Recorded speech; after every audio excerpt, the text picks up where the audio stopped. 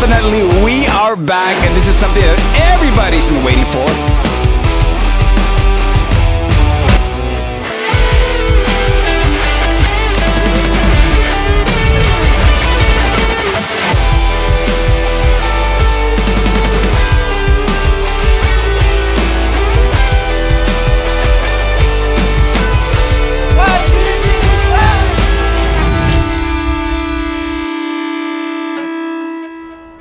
This is a chance for me to show my skills and what I can bring to the table for Yamaha in both racing and, of course, as a rider, as a person. For me, I personally think this will be my first step to go to MotoGP in the future. Importante yung Blue Crew para sa akin syempre kasi ito yung way para makarating ako sa international. Ito rin yung way para makilala ako.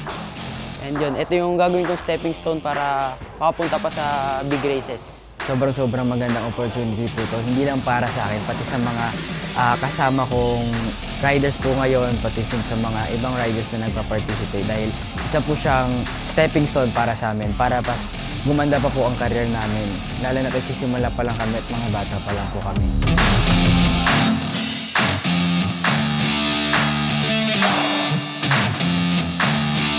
Sobrang importante po ito dahil simula 10 years old po ako, pinangarap ko pong makasali sa ganitong kalaking event at hirap po kasi kami doon dati. Kumbaga privateer lang po kami lang po sa riding gumagastos. Tapos subok lang po kami ng subok hanggang sa nag-try na po kami sa ganito. Ayun. Ngayon naman po, pinalad po kami na makasali sa ganito.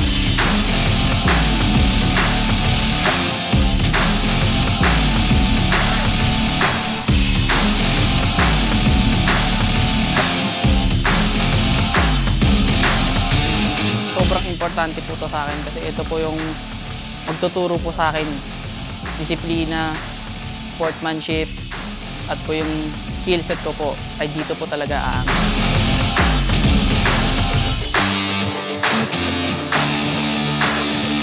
Well, I think what makes it unique is that we come from different training, we come from different places, so it really makes it the group diverse, so we can learn a lot from each other.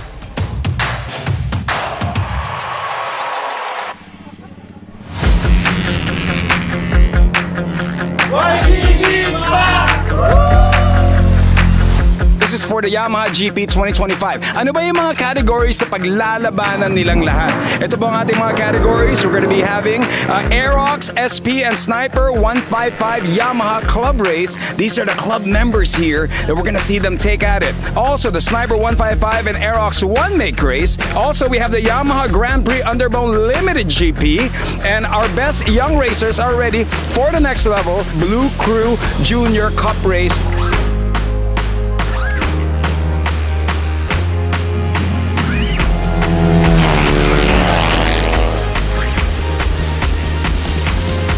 Maraming pasasalamat sir dahil kasi dito nakapag-experience ulit kami dito sa paglalaro ng truck. Nagpapasalamat po ako sa Yamaha Philippines na ibinalik po yung YGP at nagkaroon po kami ng pagkakataon para ma-enhance po yung mga skills natin.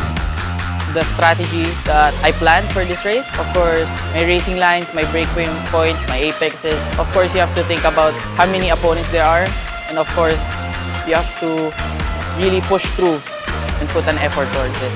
So yung game plan ko po, ngayong race at sa buong season is maging consistent lang po and gawin lang po yung best. Gusto ko pong mapatunayan na kahit baguhan pa lang po ako sa pagkakarera at sa pag-race, kayang-kaya ko pa rin po. What it feels like on being out there on the racetrack is really exciting because of the adrenaline that it gives you, the drive, how motivating it is to see other people doing as much as effort as you are.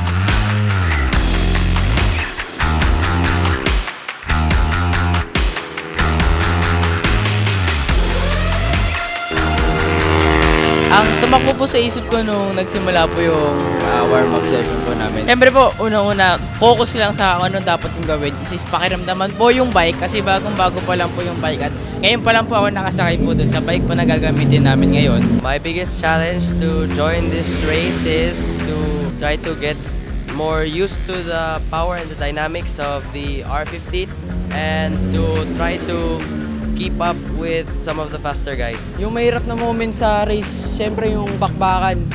Kasi yun ang purpose na race eh. Kaya pag nagbabakbakan, may pressure. No pressure at all. I'm just here to get to know the bike for now, and then I'll start getting competitive later.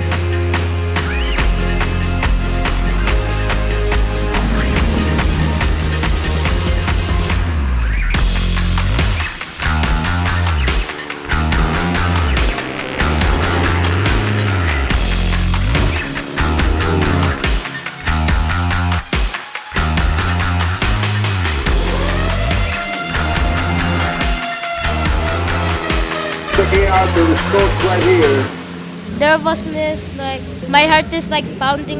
Nakapokus lang po talaga ako. Talagang inisip ko po kung paano yung kukunin ko yung turn dito, yung cambio ron.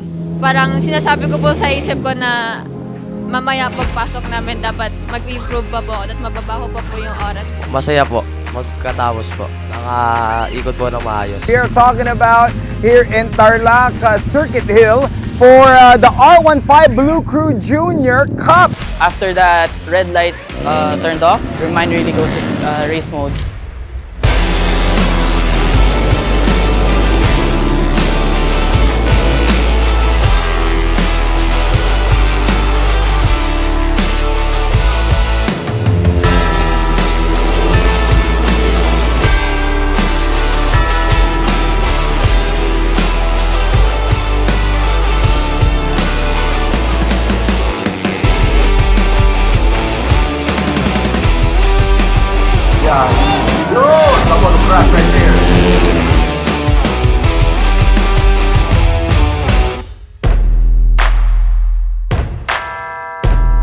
Fifth ako sa grid.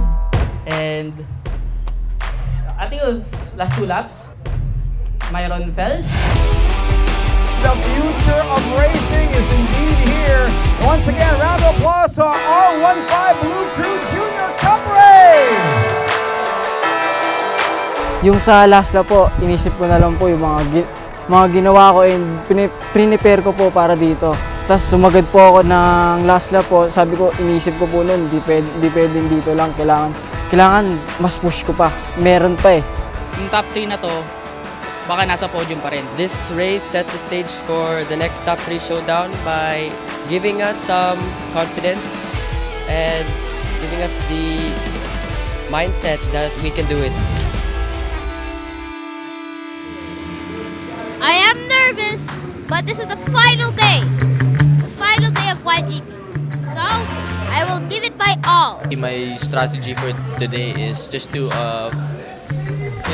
catch up to the fast riders and see if I could get any of their ways and see if I can apply it to myself. Ang strategy ko po ngayon ay para susunod na lang po sa kalaban bago pa ako matake. Kailangan ko talaga ibigay yung lahat ko and to try and do the best I can and to apply the lessons that I have learned this previous days. Mas gagaling ako pa po. These guys are part of our Blue Crew and you've been going through their adventures because these guys are the future of motorcycle racing here in the Philippines. This is your Yamaha Grand Prix.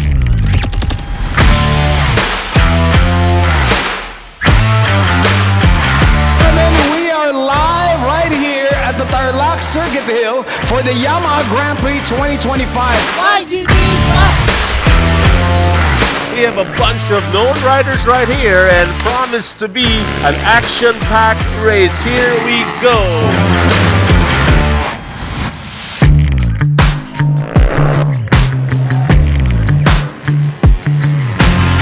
Oh, who went down? Ang gagawin ko lang strategy, syempre gusto ko lumayo agad sa mga nakatutok sa akin sa likod. Yun lang. Yung goal ko ngayon, makapag-breakaway ng safe at makatapos ng karera ng Naramdaman ko po na kailangan ko po gawin lahat para makasampa ulit sa podium. medyo may kaba po ng konti pero focus pa rin po sa mga mangyayari mamaya. I knew that I could do better. The first race of the day. There we go. That is the Sniper One Make Race.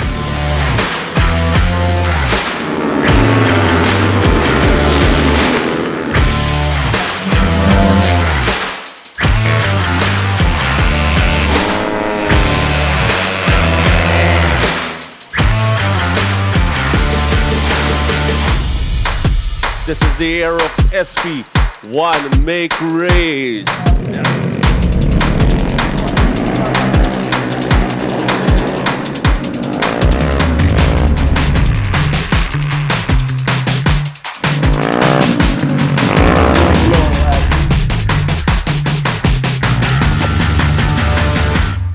Here we go, Sniper Y Club or Yamaha Club Race.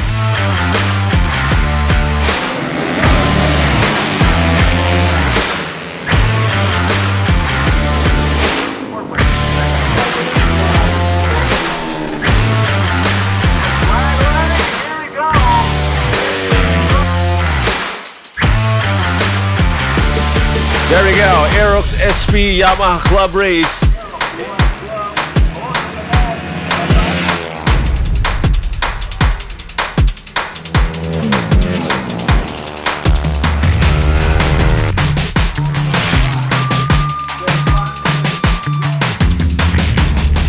We are now for the Yamaha Grand Prix Underbone Limited GP.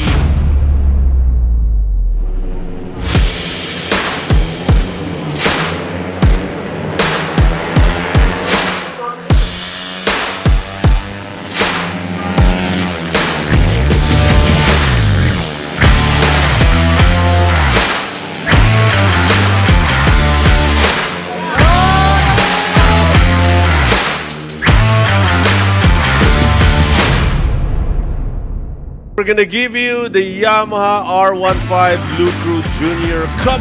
It promises to be another exciting race. We're gonna race for 14 laps. Let's see how it goes to these racers.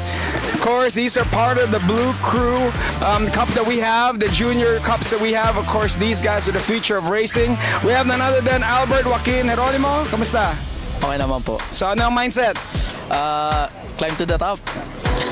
Just be consistent po. I'm just calm today. I'm just trying to, catch up to these guys and hopefully I can get a good result. Plan ko lang po is makakalas sa grupo and makabreak away. Here we go. Berganya, De Los Santos, Pantaleon, Mangosong, Geronimo, Villacorta. Who will win this one right here? Berganya, De Los Santos, Pantaleon. Here we go. A good start from Berganya as Mangosong tries to squeeze on the inside. De Los Santos on the inside. There we go. That completes side-by-side right there for Mangosong and Pantaleon. This is the opening stages of the race as Berganya quickly getting into a gap right here. The battle for second, holding on Mangosong and Pantaleon. Grant Erwin Berganya clocking in the fastest. Myron De Los Santos making a move. Pantaleon, I think, making a move on the outside. Almost there. Wow, this is going to be crucial right here. Going to this part of the track. There's no contact right there, but look at that.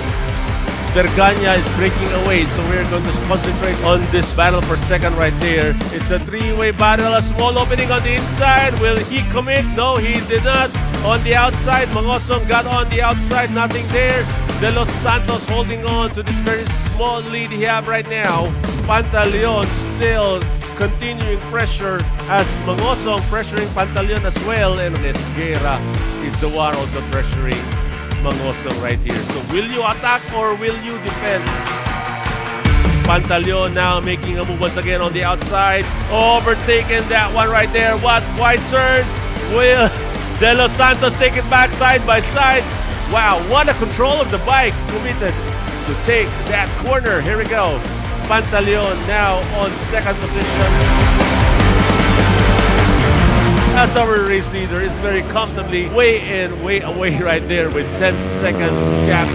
Ronald King Mangosong is gaining momentum right here and the pace is increasing. Is the last lap or the last chance to hold on or to attack? Oh, who went down? Mangosong, Pantaleon. Wow, look at that. Closing in right now. On the inside. Wow, what a move right there by Cairo Mangosong as Erwin Berganya wins this one right here. Well, look at that. Oh, wow, what a move right there by Cairo Mangosong taking on the inside.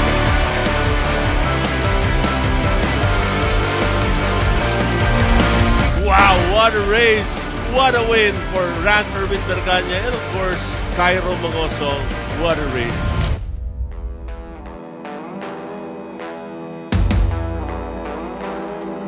"17 seconds. That's a big record, man.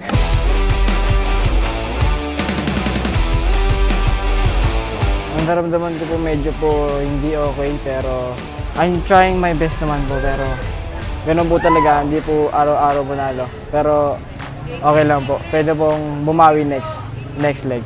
Masaya po. I had a good race and maganda po talaga yung takbo ko. So I am happy and I'm grateful for everyone that brought me here today. Yung naging strategy ko nun, maging safe lang yung pag-maintain ko ng speed.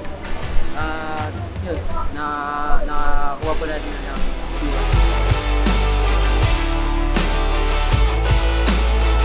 Of course, maging proud kayo kasi kayo yung unang batch nitong program ni Yamaha. Our main goal is to develop your talents, your skills, and of course, to fulfill your dreams.